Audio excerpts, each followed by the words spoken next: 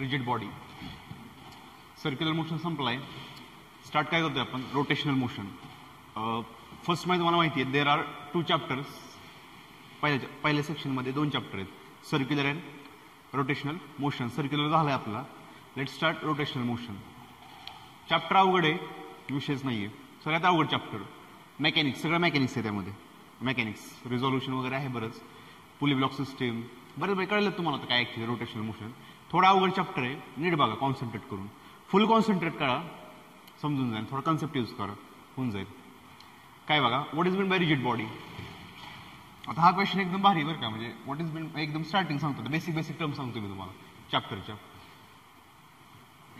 एक म्हणजे rotational motion मधला सगळ्यात सोपा question, what is mean by rigid body.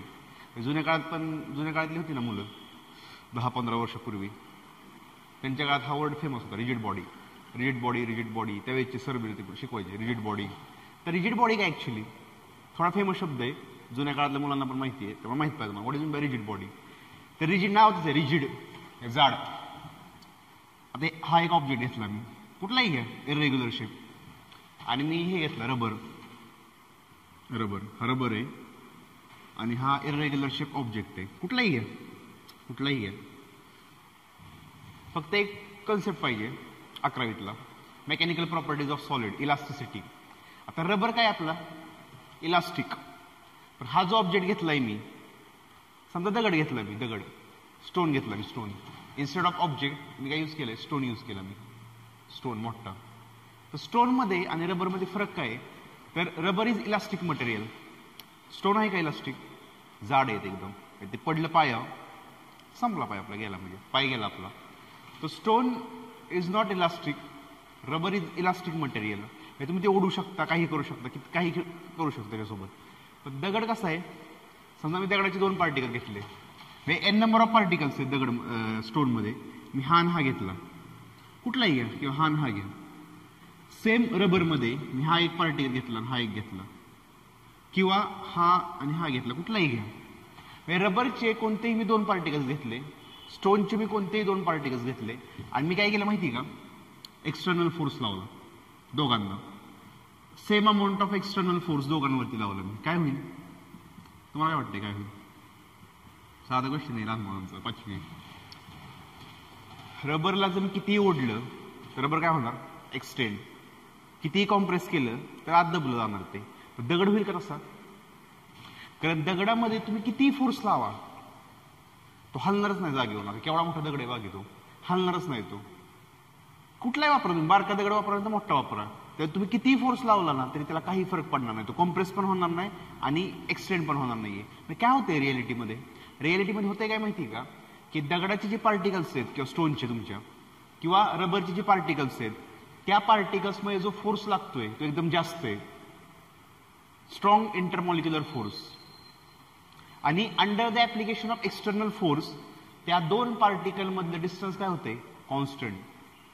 नीट बघा मी काय म्हणतोय.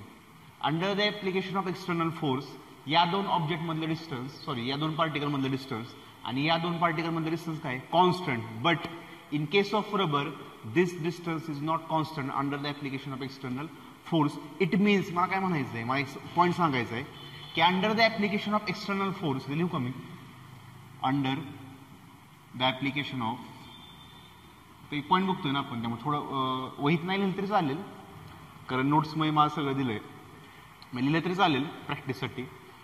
कसं लिहिलं तुमच्या याने, पण नोट्समध्ये दिलीच आहे माहिती तुम्हाला डिटेलमध्ये, त्यामुळे काही गरज नाहीये.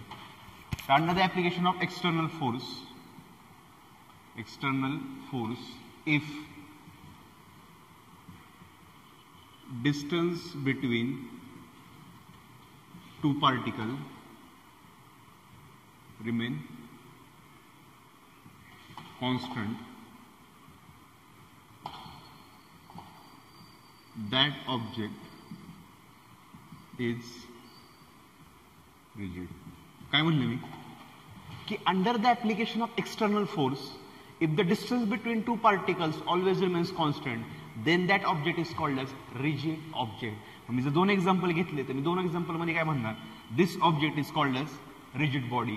रबरला म्हणता येईल का, रबर तुम्ही ओढला की काय होणार, हा पार्टिकल थोडा लांब जाणार, हा पार्टिकल थोडा लांब जाणार. म्हणजे दोघांमध्ये समजा आधी डिस्टन्स किती आहे 2 mm, पण फोर्स लावल्यानंतर किती झालं ते 4 mm. डिस्टन्स जर चेंज होत असेल पार्टिकल मधलं, आता हे बघा मार्कर आहे, हा एक पार्टिकल हा एक पार्टिकल कुठलाही घ्या, मी ओढलं काय होतंय का, प्रेस केलं काय होतंय का, नाही होत. दोघांमधलं डिस्टन्स काय आहे कॉन्स्टंट. सो मी काय म्हणणार दिस इज रिजिड ऑब्जेक्ट.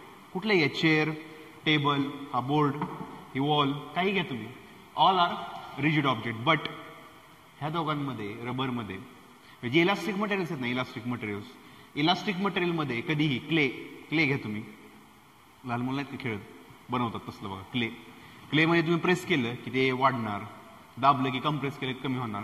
म्हणजे इलास्टिक मटेरियल्स आहेत, ते इलास्टिक मटेरियलमध्ये जर तुम्ही एक्सटर्नल फोर्स लावला तर डिस्टन्स बिटवीन 2 पार्टिकल्स काय होणार दरवेळेस चेंज होणार.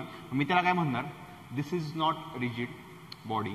तर रिजिड बॉडी जी तुम्ही ऐकलं असेल आधी किंवा सिनियर लोकांकडून ऐकलं असं रिजिड बॉडी. रिजिड काय नाव होतं, रिजिड म्हणजे जाड मजबूत. तुम्ही काही करा त्यासोबत त्याला काहीच होणार नाहीये.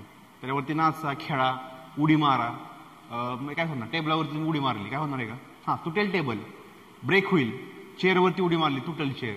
पण असं आहे का मी उभा राहिलोय मग ते एक्सपांड झाली, मग एक पार्टिकल तिकडे गेला आणि एक पार्टिकल इकडे गेलाय, तसं नाही कधी होत. म्हणजे जे जाड मटेरियल्स आहेत जाड, सगळे जे जाड मटेरियल आहे त्याला काय म्हणणार मी रिजिड बॉडी. आणि रिजिड बॉडीचं सायंटिफिक फिजिकल म्हणजे फिजिक्सच्या व्ह्यूने मिनिंग काय तर तो आहे under the application of external force if the distance between 2 particles remain constant.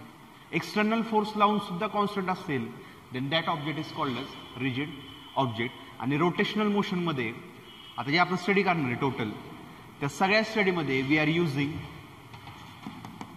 Rigid body. कारण तुम्ही जर हे यूज केलं ना तर सगळे मेकॅनिक्स, सगळे फॉर्म्युले, everything, force, torque, velocity, displacement, acceleration, everything काय होणार आहे चेंज. त्यामुळे लक्षात ठेवा की या चॅप्टरमध्ये रोटेशनल मोशन म्हणलं ना की रोटेशनल मोशन आपण आता आपण जेवढे ऑब्जेक्ट वापरणार आहे ते सगळे ऑब्जेक्ट काय असणार आहेत रिजिड ऑब्जेक्ट किंवा रिजिड बॉडी म्हणा. समजलं, एकदम बारका कन्सेप्ट आहे, एक लाईनच आहे, what is mean by rigid body, संपलं एवढंच आहे, काय नाहीये. झालं पहिला पॉईंट झाला. आता second point axis of rotation. Point सांगतोय तुम्हाला मी काय येते ऍक्सिस ऑफ रोटेशन. काय ऍक्सिस ऑफ रोटेशन बघा, कुठलाही हा ऑब्जेक्ट घेतला मी इरेग्युलर, आता नाव होतं बघा ऍक्सिस ऑफ रोटेशनल मोशन. काय रोटेशनल मोशन, रोटेट नावच आहे, रोटेट सर्कलमध्ये फिरणे. फक्त रोटेशनल मोशन मध्ये आपण काय करतो माहिती काय, ऍक्सिस ऍड करतो. ऍक्सिस म्हणजे काय लाईन. समजा एक ऑब्जेक्ट आहे, मी एक लाईन काढली, एक ऑब्जेक्ट घेतला, समजा काय आहे मला एक असं हे रॉड आहे, एक रॉड आहे आणि त्या रॉडमध्ये एक मी ऑब्जेक्ट फिक्स केला आणि मग मी काय करणार ह्याच्यावरती फोर्स लावणार, एक्सटर्नल फोर्स लावला काय होणार, हा ऑब्जेक्ट ह्या ऍक्सिसच्या अबाउट काय होणार ऍक्सिस ऑफ रोटेशन. हा ऑब्जेक्ट ह्या ऍक्सिसच्या अबाउट काय होणार आहे रोटेट होणार आहे. आता इथून पुढे सगळीकडं या चॅप्टरमध्ये इथून पुढे काय असणार आहे, एक ऑब्जेक्ट असणार आणि एक ऍक्सिस असणार आहे, ऍक्सिस ऑफ रोटेशन. नाव त्याचं ऍक्सिस ऑफ रोटेशन. ज्या लाईनच्या अबाउट तुमचा ऑब्जेक्ट काय होतोय रोटेट करतोय that line is called as axis of rotation. आणि ती तुम्ही कुठेही काढू शकता. तुम्ही नंतर सर इथं काढू का, काढा, इथे काढू का, काढला, इथे काढू का, काढतोय, इथे काढू का सर, चालतंय की कुठेही काढा. बट दॅट लाईन किंवा that object must pass through that object. म्हणजे तुम्ही म्हणतो सर इथं काढू का, अरे ऑब्जेक्ट पलीकडे आहे, लाईन इकडे आहे, काय संबंध. ऑब्जेक्ट मधनं एक लाईन काढा and that line is called as axis of rotation. The line about which the object rotates is called as definition. नाही लिहित मी आता बोर्डवरती, वेळ लागेल. नोट्समध्ये सगळं दिलं आपण, नोट्स पाठवलेत मी, सगळं डिटेलमध्ये आहे, सगळं काही गरज नाही लिहायची. फक्त मी आता कन्सेप्ट सांगतोय तुम्हाला काय नक्की एक्सप्लेन करतोय मी, कळतंय का तुम्हाला. इथे लिहायला नको आता, ते वेळ जाईल प्रचंड, लेक्चर वाढतील. ऑलरेडी 11 लेक्चर झालं. आता या चॅप्टरला मला वाटतं अजून 11 लागतील. म्हणजे टोटल किती झाले लेक्चर, मिनिमम 11 लागतील, जास्त लागेल मला वाटतंय. म्हणजे ते 22 लेक्चर झाले टोटल, 22-25 उगीत लेक्चर वाढतील, लिहायला नको. ऍक्सिस ऑफ रोटेशन कळलं तुम्हाला की ज्या लाईनच्या अबाउट ऑब्जेक्ट काय करतोय रोटेट करतोय that line is called axis of rotation. आता ऍक्सिस ऑफ रोटेशन चा फंडा काय बघा, नीट बघा. आता मी काय म्हणतो, समजा हा एक पार्टिकल आहे. आता रोटेशनल मोशन म्हणजे काय की ऑब्जेक्टने फिरायचं पुन्हाच्या अबाउट ह्या लाईनच्या अबाउट. कळतंय तुम्हाला, ऑब्जेक्टने फिरायचं ह्या लाईनच्या अबाउट. मी काय होणार माहिती आहे, हा पार्टिकल सर्कलमध्ये फिरणार, हा एक पार्टिकल आहे तो पण सर्कलमध्ये फिरणार, हा एक पार्टिकल आहे तो पण काय होणार.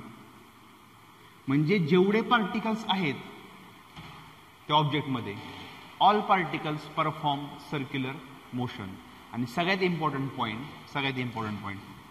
Centre of all the circle lie on common axis which is axis of rotation. काय बघा, थोडं फील करा बरं का, फील म्हणजे जरा इमॅजिनेशन करा की मी या लाईनच्या अबाउट या ऑब्जेक्टला मी फिरवतोय, तर ही लाईन काय करणार माहिती का, या ऑब्जेक्टला डिसाईड करणार की तू माझ्या अबाउट फिर, मला कन्सिडर मला तू इम्पॉर्टन्स देन माझ्या अबाउट तू फिर कंटिन्युअसली. त्या रिझनमुळे काय होणार माहिती का, प्रत्येक पार्टिकल सर्कलमध्ये फिरणार, but due to this line प्रत्येकाचं सर्कल कॉमन आहे बघा, सेंटर. या सर्कलचं पण सेंटर हेच आहे, या सर्कलचं पण सेंटर हेच आहे, आणि या सर्कलचं पण सेंटर आहे, बट रेडियस विल बी, लिहिले मी सगळ्या नोट्समध्ये दिले, रेडियस विल बी डिफरंट. नीट बघा पॉईंट काय म्हणतोय मी. का रिझन काय माहिती का, हा पार्टिकल सेंटरपासून लांब आहे, हा पार्टिकल सेंटरपासून लांब आहे, हा पार्टिकल सेंटरपासून लांब आहे. प्रत्येक पार्टिकलचं डिस्टन्स जर सेंटरपासून डिफरंट असेल तर प्रत्येकाची रेडियस पण काय असणार आहे, ऑब्विसली डिफरंट असणार आहे. But due to this line axis of rotation, प्रत्येक सर्कलचा सेंटर तो ऍक्सिस ऑफ रोटेशन वरती काय करणार. एक पॉईंट सांगतोय मी तुम्हाला, थेरॉटिकल पॉईंट सांगतो, ह्याचं काही एवढं इम्पॉर्टन्स नाहीये, फक्त आता चॅप्टरची ओपनिंग करतोय आपण, ह्याचं काही न्यूमेरिकल मध्ये लागणार नाहीये, पण एक तुम्हाला कन्सेप्ट कळायला पाहिजे, what is mean bye rotational motion. एक ऑब्जेक्ट घ्या, एक लाईन काढा, आणि त्या ऑब्जेक्टला त्या लाईनच्या अबाउट रोटेट करा, फिरवा. फिरत जास्त तर मी त्याला काय म्हणणार आहे, रोटेशनल. सर्क्युलर मोशन मध्ये बघा, आतापर्यंत आपण चॅप्टर बघितलं सर्क्युलर मोशन. सर्क्युलर मोशन मध्ये तुम्हाला म्हणलं मी, पार्टिकल सर्कलमध्ये फिरतोय, पार्टिकल सर्कलमध्ये फिरतोय, पण मी कधी अशी लाईन काढलेली का की हा पार्टिकल ह्या लाईनच्या अबाउट फिरतोय, ते वेगळं आलं सर्क्युलर मोशन. सर्क्युलर मोशन मध्ये काय, पार्टिकलने सर्कलमध्ये फिरणे झालं सर्क्युलर.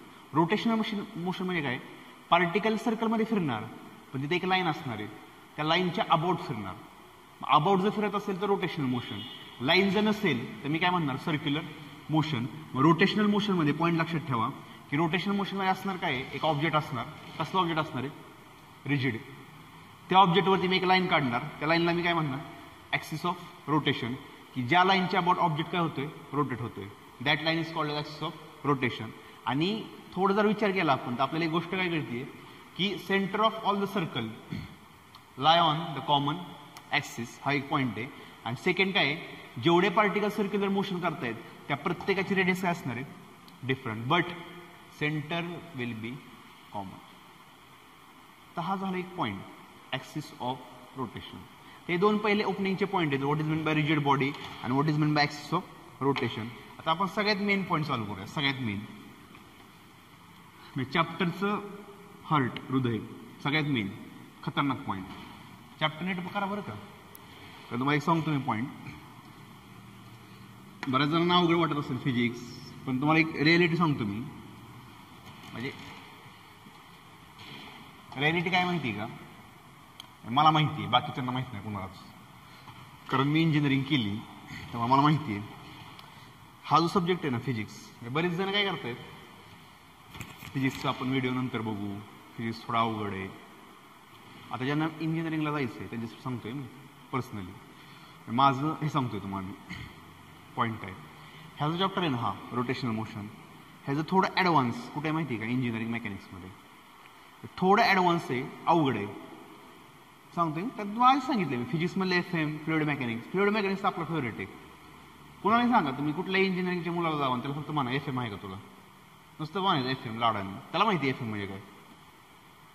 तसला FM नाही बरं का, ती गाणी बिणी येतात. FM फ्लुइड मेकॅनिक्स, त्या माणसाला विचारायचं फ्लुइड मेकॅनिक्स, त्याला विचारा की पास्कल लॉ झालंय आपला आत्ता चॅप्टर बघितला असेल ना, किंवा तुम्ही बघचाल चॅप्टर किंवा बघितला असेल तुम्ही, Pascal law famous, Bernoulli equation, एक number equation of continuity A1 V1 is equal to A2 V2. कसलं खतरनाक आहे ते. ऍप्लिकेशन ऑफ बर्नॉली इक्वेशन तर कसं बघितलं ना, विमान येणार मग ते विमान का उडतं, विमानाचं रिझन, हवा आली की छतका निघून जातं ते रिझन, आर्टरीज ब्लॉक का होतात, सगळं त्यात ते गेम फिजिक्समध्ये. तर पॉईंट काय सांगायचा की हा जो चॅप्टर आहे जरी अवघड असेल तरी नीट समजून घ्या, कारण इंजिनिअरिंगला ह्याची पुढची केस आहे मेकॅनिक्समध्ये मला माहिती आहे. थोडं अजून घाणेरडे म्हणजे instead of moment of inertia, आता एक पॉईंट लिहिणार आहे मी, आता एक पॉईंट आहे मोमेंट ऑफ इनर्शिया, त्यात फक्त एक ॲडव्हान्स पॉईंट आहे पुढचं, पण दोघे इंटर रिलेटेड आहेत, सेम कॉन्सेप्ट आहे टॉर्क वगैरे. त्यामुळे चॅप्टर नीट करा. हा चॅप्टर पहिला अतिशय महत्त्वाचा आहे इंजिनिअरिंगला. सेकंड तर आहे तसं आहे इंजिनिअरिंगला, नावच आहे. फर्स्ट इयरला पण आहे, सेकंड इयरला पण आहे, थर्ड इयरला पण आहे. म्हणजे जे सिव्हिल मेकॅनिकलला आहेत ते, कॉम्प्युटरवाल्यांना नसणार आहे ते. सिव्हिल मेकॅनिकलला FM आहे. तर FM अजून कुठला, AC alternating current, electrical engineering, electromagnetic induction, सगळं बेसिक आहे ते. Faraday's law, Kirchhoff's law, current electricity. Electrical engineer व्हायचं असेल ना, दॅट चॅप्टर इज इम्पॉर्टंट. हे सांगेल मी त्यावेळेस तुम्हाला कुठले कुठले चॅप्टर इम्पॉर्टंट आहेत ते. फक्त हा चॅप्टर नीट करा, सोडून देऊ नका. कळलं नाही रोटेशनल सोडून दिलं. इंजिनिअरिंगला आहे तिथं आहे. जरी 12वी तुम्ही पास झाला चुकून ह्या कोरोनामध्ये, तिथं नाही, तिथं तुमचं अवघड होईल मग मेकॅनिक्समध्ये. तर मेकॅनिक्समध्ये आहे तसं सगळं आहे, सगळं. NLM तर अख्खं आहे, NLMचं तर अख्खं युनिट आहे मेकॅनिक्समध्ये, ती पुली ब्लॉक सिस्टीम अख्खं, विषयच नाही. तर तिथं जर केलं ना तुम्ही, तिथं बघायचीच गरज नाही तुम्हाला. नुसतं जायचं आणि बघायचं, हां हे का चालतंय, हे का, सोडवायची गरजच नाही. तिथं प्रॅक्टिस केली तर म्हणतोय मी. त्यामुळे हा टॉपिक नीट बघा. जरी कळला नाही, व्हिडिओ रिपीट करा, समजून घ्या. नाही समजून तर मला विचारा. पण हा टॉपिक पुढे लागणार आहे, हा टॉपिक पुढे लागणार आहे. कारण मला माझ्या जुन्या स्टुडंटने, बऱ्याच स्टुडंटने विचारलेलं इंजिनिअरिंगला गेलो, म्हणजे तोच टॉपिक होता ना, मुवमेंट ऑफ इनर्शिया काढायचा. मला क्वेश्चन विचारला इंजिनिअरिंगचं मेकॅनिक्समधलं, सर एकच सोडवायचं.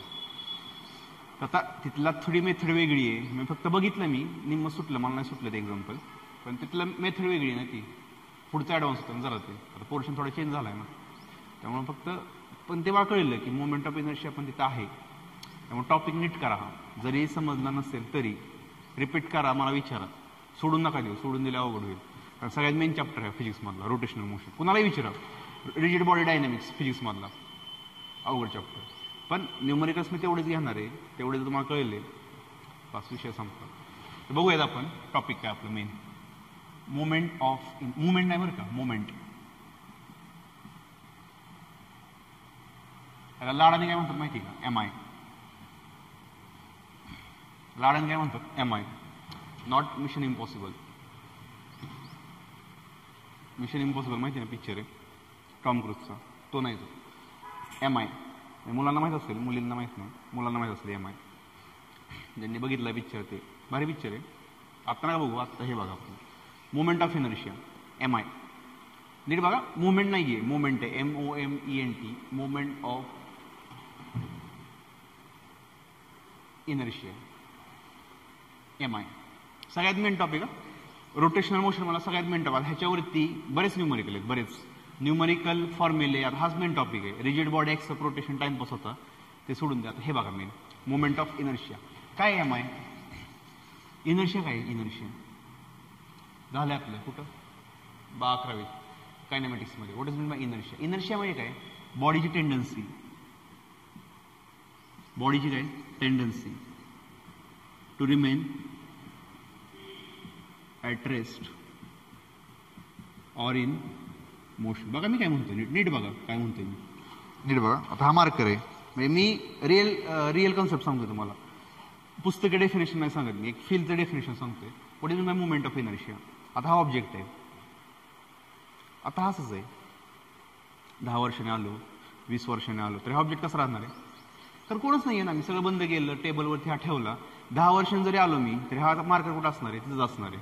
कधी असेल, जेव्हा ह्याच्यावरती कुणीही फोर्स लावणार नाही. म्हणजे ह्याची एक टेंडन्सी आहे. कसली टेंडन्सी आहे, टू रिमेन ॲट रेस्ट. म्हणजे त्याला एकच गोष्ट माहिती आहे, आपल्याला रेस्टमध्ये थांबायचं. आपल्याला फिरायचं, स्वतः उठणार आहे का, उठला आणि चाललाय पळत, नाही होऊ शकत. त्याची एक टेंडन्सी आहे to remain at rest. That tendency it's called as inertia. Explain by Newton, त्यांनी सांगितलंय ते. आता मोशन समजा हे घेतला मार्कर मी आणि पृथ्वीच्या बाहेर गेलो फेकलं मी. तर पृथ्वीच्या बाहेर फेकल्यानंतर 10 वर्षांनी जावा, 20 जावा, 30 जावा, कंटिन्युअसली दिस मार्कर युनिव्हर्समध्ये काय होणार, सर्कलमध्ये फिरणार. सर्कलमध्ये फिरेल किंवा तो रोटेट करेल, काही करेल तो, पण तो मोशनमध्ये असणार आहे. कसं फिरेल, काय फिरेल मला पण माहित नाही, but it always in motion. ऑब्जेक्टची एक प्रॉपर्टी आहे की तुम्ही जर त्याला असं ठेवलं तर तो रेस्टमध्ये राहणार. तुम्ही जर त्याला फेकलं तर तो कंटिन्युअसली मोशनमध्ये करणार. मग ती जी टेंडन्सी आहे ना बॉडीची, that tendency is called as inertia. What is mean by moment of inertia? Moment of inertia काय माहिती का? आता हा ऑब्जेक्ट आहे बघा, मी काय म्हणतोय, इनर्शिया कळलं ना तुम्हाला की ह्याला जर रेस्टमध्ये राहायचं तो रेस्टमध्ये राहणार, ह्याला मोशनमध्ये राहायचं तो काय करणार, मोशनमध्येच राहणार. तर मोमेंट ऑफ इनर्शिया म्हणजे काय? हा ऑब्जेक्ट घेतला मी आणि ॲक्सिसमध्ये इथून एक लाईन काढली सेंटरमधनं. आता त्या ॲक्सिसच्या अबाउट मला ह्याला रोटेट करायचं आहे. बघा मी काय म्हणतोय, समजून घ्या नीट. त्या ॲक्सिसच्या अबाउट मला ह्याला रोटेट करायचं आहे, पण मला जर ह्याला रोटेट करायचं असेल तर मला फोर्स लावावा लागेल. मी फोर्स लावला, हलतंय का? हलतंय का?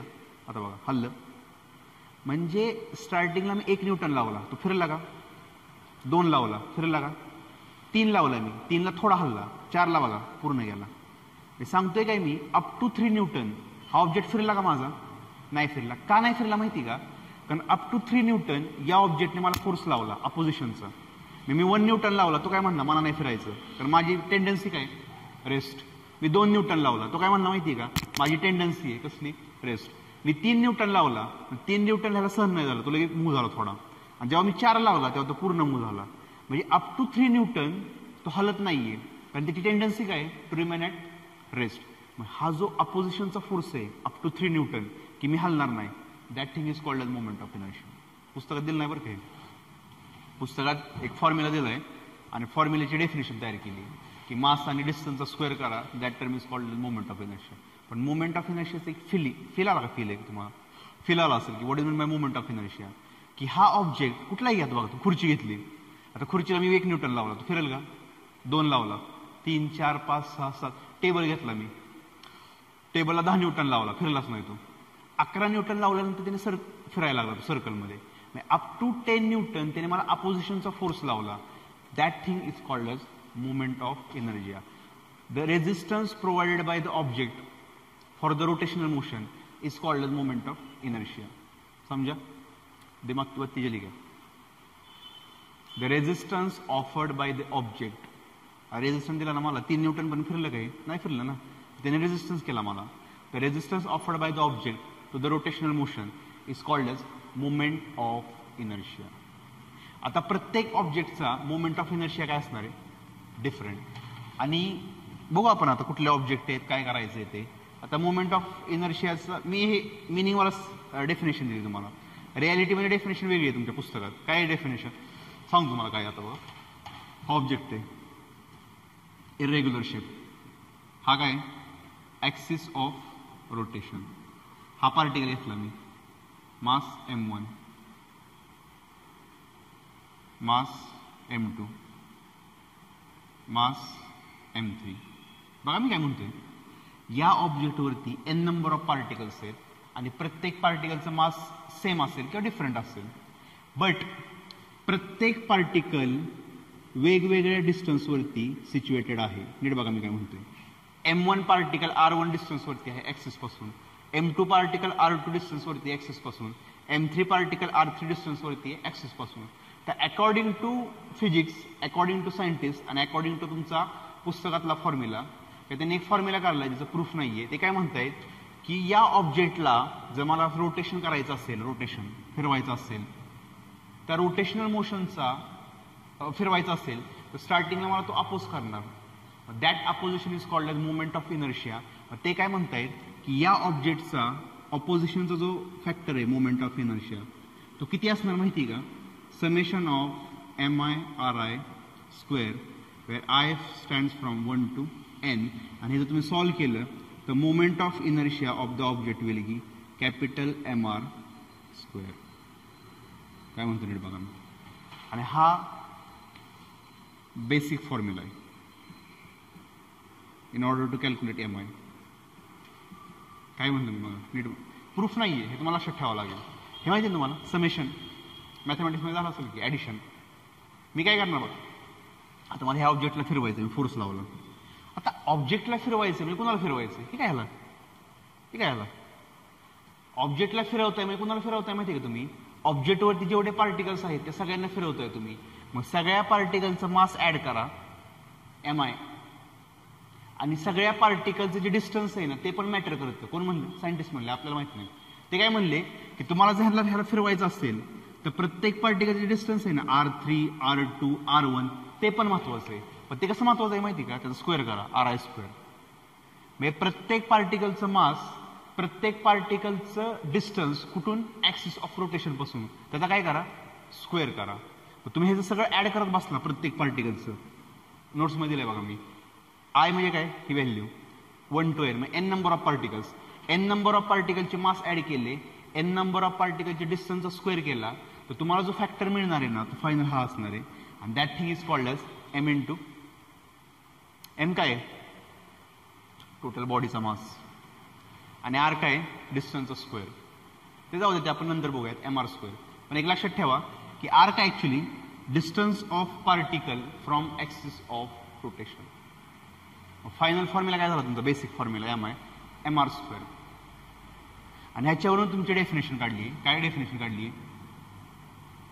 Moment of inertia of any body कुठल्याही बॉडीचं is defined as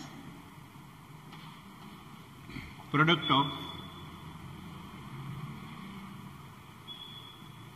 mass of body and square of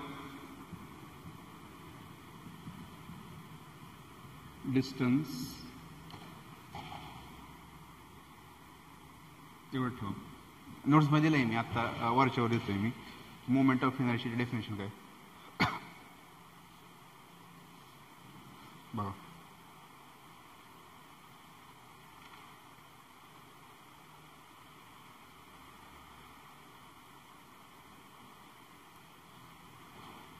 समजलं बघा. mi of any body is defined as product of mass of body and square of distance of that body from axis of rotation. तर हे झालं आपला formula mi moment of inertia. समजलं काय doubt? समजलं ना तुम्हाला what is by moment of inertia? ऑब्जेक्टला सर्कलमध्ये फिरायचं नाहीये, तो जो अपोजिशनचा फोर्स लावतोय किंवा अपोजिशनचा जो आहे त्या फॅक्टरला जर मेजर करायचं असेल तर that factor is called as moment of inertia.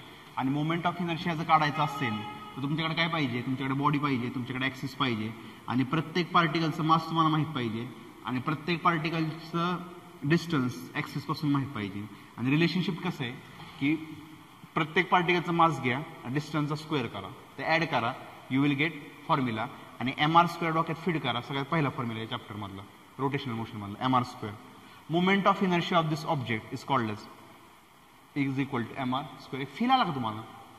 काय झालं म्हणजे मी जर म्हणलं तुम्हाला की समजा हा ऑब्जेक्ट कुठला आहे बॉल आहे, बॉल मी म्हणलं की mi ऑफ बॉल इज एवढा. ह्याचं मिनिंग काय झालं? mi ऑफ बॉल इज एवढा म्हणजे बॉलला सर्कलमध्ये फिरण्यासाठी समजा हे आन्सर किती आलं 15 आलं तर त्या बॉलला रोटेशनल मोशन करण्यासाठी इथपर्यंत जर मी फोर्स लावला तर तो फिरणार नाही. एवढं तुम्हाला अपोज करतोय. एक फॅक्टर कळला का तुम्हाला की बॉडीचं मास जेवढं मोठं असेल तेवढं तो जास्त अपोज करणार, तेवढं mi काय असणार आहे हायर. mi म्हणजे काय? अपोजिशनचा फोर्स रोटेशनल मोशनला. सिंपल लॉजिक आहे. हा मार्कर घेतला मी, टेबल घेतला मोठा. आता मार्करला रोटेट करणं इझी आहे पण टेबलला रोटेट करता येईल का? जड टेबलला नाही करता येणार. मी काय म्हणणार moment of inertia of this marker is less than moment of inertia of that table. मी समजा कपाट घेतलं मोठं, घरात तुमच्या कपाट आहे बघा, ते कपाट घ्या खुर्ची घ्या. खुर्चीला सर्कलमध्ये फिरवणं इझी आहे, कपाटाला फिरवता येईल का? नाही. मग मी काय म्हणणार mi ऑफ कपाट is higher than mi of खुर्ची. असं बोलावं लागतं. मी असंच बोलतो मराठी इंग्लिश. mi ऑफ कपाट is higher than mi of खुर्ची. म्हणजे कपाटाचं रोटेशनल मोशनला अपोज करण्याचे फॅक्टर जास्त आहे. तो जो फॅक्टर आहे ना that factor is called as moment of inertia. प्रेमाने काय म्हणणार आपण? आता इथून पुढे चालू झालं mi of ball, mi of हे, mi ऑफ ते, mi ऑफ म्हणजे तुम्हाला कळलं पाहिजे what is mean by mi of this. ते कळलं पाहिजे तुम्हाला मिनिंग. आणि हा पुस्तकी डेफिनेशन आहे तुमची. पेपरमध्ये आली ना हीच द्यायची. मी सांगितलेलं नाही लिहायची. The resistance offered by the object is called as moment of inertia. पेपरमध्ये आलं ना हेच लिहायची डेफिनेशन. ही डेफिनेशन हा फॉर्म्युला ही डायग्राम काढली तरी चालेल. आता मला सांगा सिंपल गोष्ट बघू. हे कळलं तुम्हाला what is mean bye SI unit. SI unit of mi हे आठवलं तुम्हाला कुठे घेतलंय आपण? युनिट्स अँड मेजरमेंट आठवलं का? चार्ट दिलता त्यात बघा होता बघा factor moment of inertia formula दिलता मी mr स्क्वेअर. एमला मी म्हणलेलं मास आहे, आरला काय म्हणलेलं मी डिस्टन्स आहे. बघा झालं. मग SI युनिट काय? ह्याचं युनिट काय? kg. आणि डिस्टन्स आहे ना युनिट काय ना metre, kg metre square. Dimensions काढू शकता तुम्ही, काय प्रॉब्लेम नाही. युनिट्स मेजरमेंट झाले L2 M1 T0 खतम. आता सगळ्यात मेन पॉईंट, सगळ्यात मेन MI डिपेंड्स ऑन. पेपरला येतं बरं का, MCQला पण येतं. CET लेवलला क्वेश्चन हा येतो. CET as for CET बऱ्याच वेळा आला. Moment of inertia of object depends on. MI कुणावर डिपेंड आहे? नावातच आहे. कुणावर डिपेंड आहे? Shape and size of object. डोक्यात फिट करा. Shape and size of object. Second point,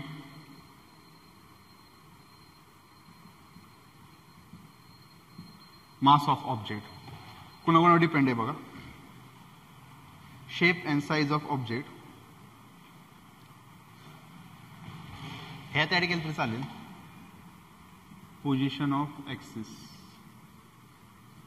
and fourth add करतो मी, डिस्ट्रीब्युशन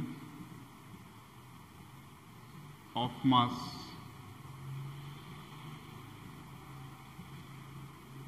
अबाउट ऍक्सिस. लक्षात ठेवा पॉईंट. MCQला येतो. नावातच जात. MI कोणावर डिपेंड आहे? फॉर्म्युला काय? MR². मग MI कोणावर डिपेंड असणार आहे? ऑब्जेक्टच्या मासवरती, अजून शेपवरती की ऑब्जेक्टचा शेप कसा आहे, साईजवर पण डिपेंड आहे. मी एवढा दगड घेतला आणि एवढा दगड घेतला, फरक पडणार ना.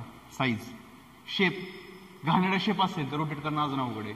तर MI depends on size, shape and mass of object.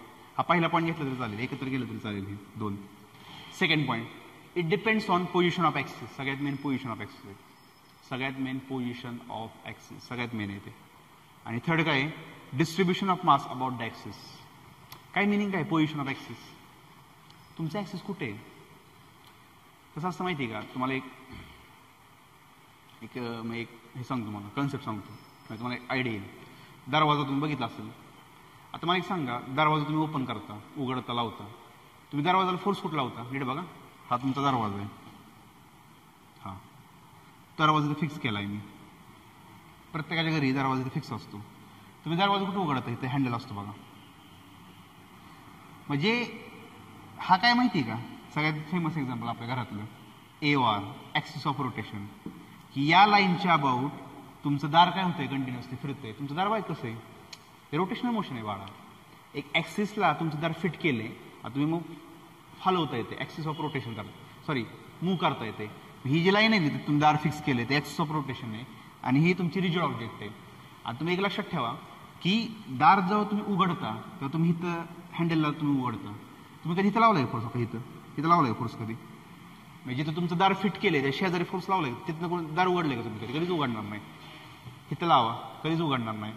दाराच्या बरोबर सेंटरला हात लावला तर दार उघडलं जातं तुमच्या. हे ऍक्सिस पासून जसं तुम्ही लांब जाताय ना, तुम्हाला इझी पडते दरवाजा उघडायला. कळतंय तुम्हाला पॉईंट सांगायचं काय? म्हणजे MI कोणावर डिपेंड आहे माहिती आहे का? Position of axis. तुमचा ऍक्सिस कुठे आहे? Also distribution of mass about the axis. लक्षात ठेवा, एवढी डिटेलमध्ये जायची गरज नाहीये.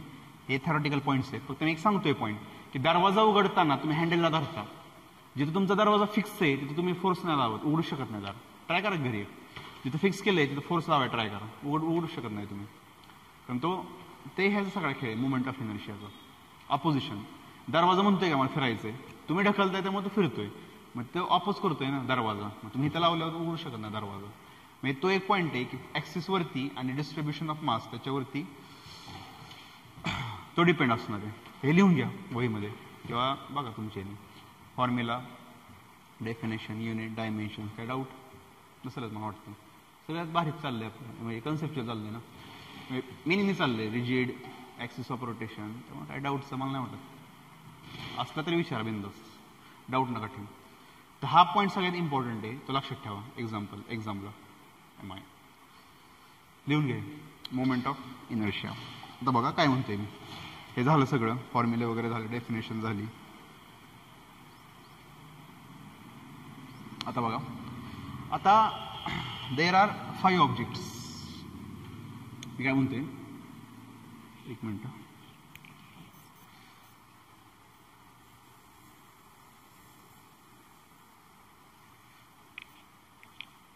There are 5 objects. आता करायचं काय माहिती का आपल्याला चॅप्टरमध्ये, आता या टॉपिकमध्ये येते. आता आपण MI शिकलो, मोमेंट ऑफ इनर्शिया. म्हणजे आता मी तुम्हाला काय सांगितलं की प्रत्येक ऑब्जेक्ट हा वेगळा आहे. मार्कर, क्रिकेटचा बॉल, खुर्ची, टेबल, प्रत्येक ऑब्जेक्ट वेगळा आहे आणि प्रत्येक ऑब्जेक्टला जर मला रोटेशन करायचं असेल तर तो आधी स्टार्टिंगला अपोजिशनचा फोर्स लावणार किंवा फोर्स नाही म्हणता येणार, अपोजिशनचा एक फॅक्टर आहे, दॅट फॅक्टरला मी काय म्हणतोय मोमेंट ऑफ इनर्शिया. मग सायंटिस्ट काय म्हणले, काढा ना तो अपोजिशनचा जो फॅक्टर आहे एम आय तो कॅल्क्युलेट करा ना प्रत्येकाचा किती आहे. तर आता नीट बघा, टोटल 5 ऑब्जेक्ट्स आहेत. कोणते सांगतो, पहिली रिंग, दुसरी डिस्क, तिसरं सॉलिड स्पियर, हे बेसिक सांगतोय मी, बेसिक, बाकी पण आहेत, hollow sphere basic, and last आहे रॉड. 5 ऑब्जेक्ट आहेत बघा, इथनं पुढे अवघड होणार, चॅप्टर चालू होणार. 5 ऑब्जेक्ट आहेत. रिंग माहिती ना, डिस्क म्हणजे काय, आपलं हे 1 रुपये 5 रुपयाचा कॉईन असतो ना, 5 रुपयाचा coin, that thing is called a disc. Solid sphere सांगतो, हॉलो स्पियर आणि रॉड. ह्या दोघांमध्ये डिफरन्स आहे, सॉलिड आणि हॉलो. पृथ्वी काय आपली, आता आपण उभं राहिलोय, आता आपण जर खोदत गेलो तर आत पोकळ आहे का, तुम्हाला काही नाही वाटत पोकळ आहे आतनं, पृथ्वी काहीच नाही आहे, पोकळ नाही आहे, पृथ्वी सॉलिड आहे, आत भरलेलं आहे. काही पण असेल, मेटल्स, नॉन मेटल्स, काही असू शकते, माती, झाडं, म्हणजे जुन्या काळातले खूप वर्षापूर्वीचं सॉलिड आतून भरलं येते, मोकळं नाही आहे. आतून जर भरलेलं असेल तर it is called a solid. Hollow म्हणजे काय, आतून पोकळ, बॉल नसतो आपला कच्चा काढायचा बॉल, तो आतून मोकळा असतो बघा. किंवा कुठलाही तुम्ही घ्या, मडकं घ्या, बंद केलं तर आतून ओपन असतं बघा. ते आतून जे ओपन असतं ना त्याला मग काय म्हणणार, हॉलो. जे भरलेलं असेल त्याला काय म्हणणार, सॉलिड. क्रिकेटचा बॉल सॉलिड स्पियर. रॉड तर माहिती काही, रॉडच आहे की, रॉड माहिती का तुम्हाला, रॉड, रिंग, डिस्क, एक फॅमिली झालं तुम्ही. रिंग म्हणजे काय, एक आयडिया यायला पाहिजे, रिंग म्हणजे असं झालं, हे आतून ओपन आहे. डिस्क म्हणजे असं असतं बघा, असंच आहे, त्याला असं असणार बघा, 5 रुपयाचा कॉईन. डिस्क, सॉलिड स्पियर म्हणजे असं, हॉलो म्हणजे आतून मोकळं, आणि रॉड म्हणजे असं. कळलं का बघा, रिंग, डिस्क, सॉलिड, हॉलो आणि रॉड. हे जे 5 ऑब्जेक्ट आहेत ना, त्या प्रत्येक ऑब्जेक्टचा काढायचा आहे मला एम आय. प्रत्येक ऑब्जेक्टचं काय काढायचं आहे, मोमेंट ऑफ इनर्शिया. आणि 5 ऑब्जेक्ट बेसिक आहेत, अजून 2-3 मी एक्स्ट्रा देणार आहे तुम्हाला फॉर्म्युल्याची, आता काही गरज नाही, त्यावेळेस सांगतो मी तुम्हाला. तर 5 ऑब्जेक्टचे फॉर्म्युले यू शुड नो. आता ह्यात न राडा आहे परत, मी काय म्हणलं तुम्हाला, एम आय कोणावर डिपेंड आहे, मास, शेप, साईज आणि पोझिशन ऑफ ॲक्सिस. आता या आता गंमत बघा, हेक्टिक काम चालू झालं बघा, आता डोक्याला त्रास देणार. आता हे रिंग आहे, मी काय म्हणलं, ॲक्सिसमधून चाललाय, त्याचा फॉर्म्युला वेगळा. एक जण आला म्हणला, सर हे काढा आणि ॲक्सिस तुम्ही इथे ठेवा कोपऱ्यात. आता ॲक्सिस जर चेंज झाला, पोझिशन ऑफ ॲक्सिस लिहिलं बघा मी, पोझिशन ऑफ ॲक्सिस जर चेंज झालं तर एम आय काय होणार, चेंज. फॉर्म्युला परत चेंज झाला, फॉर्म्युला नंबर 2. एक जण आला परत, तिसरा, ते म्हणला सर काढा हे आणि तुम्ही ॲक्सिस असा लावा, असा झाला फॉर्म्युला नंबर 3. म्हणजे तुम्ही जसं ॲक्सिस चेंज करताय तसं फॉर्म्युला काय होणार आहे, चेंज. म्हणजे होणार काय माहिती का तुम्हाला सांगतो मी, रिंगचे 5 फॉर्म्युले, ऑप्शन नाही. आता यू हॅव टू रिमेंबर. मी शिकवणार एकदम भारी, त्यात विषयच नाही. म्हणजे तुम्हाला शिकवताना तसं नाही शिकवणार, हे जे फॉर्म्युला रट्टा मारा, कन्सेप्ट मी सांगणार तुम्हाला, कसं काढायचं ते पण सांगतो मी तुम्हाला, पाठ करायची गरजच नाही, लक्षात राहणार, तर नीट बघायला पाहिजे तुम्ही. रिंगचे 5, डिस्कचे 5, सॉलिड स्पिअरचे 2, जास्त नाही आहेत, नशिबाने वाचला तुम्ही. हॉलोचे पण 2 आहेत आणि रॉडचे पण 2 आहेत. हे किती झाले, 2 2 4 5 6, 6 आणि 10, 16 फॉर्म्युले. 4-5 नसतील, 4-4 असतील, 16, म्हणजे 10 ते 15 फॉर्म्युले यू हॅव टू रिमेंबर.